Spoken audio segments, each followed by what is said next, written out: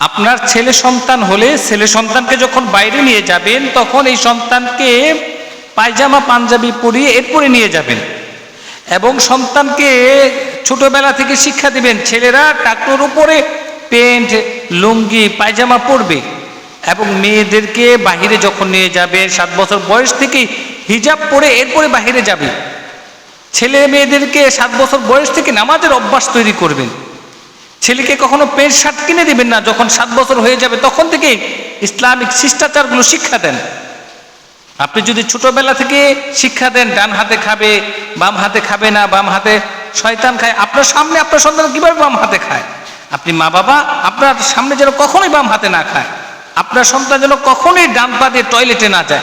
আপনি শিক্ষা দেবেন বাম পা দিয়ে টয়লেটে যেতে হবে। আপনার সন্তানকে শিক্ষা দেবেন ডান হাত দিয়ে পানি পান করতে হবে।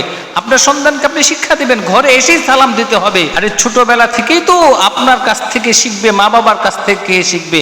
আমি আমার মার সামনে কখনো বাম হাত দিয়ে পানি খেতে পারি নাই, বাম হাত দিয়ে কখনো কোনো খাবার খেতে পারি নাই, খেলেই তো মা বলতেন, শিক্ষা দিয়েছেন ছোটবেলা থেকে। এই জন্য আমরা প্রত্যেকেরই মা বাবা সন্তানদেরকে শিক্ষা দেব।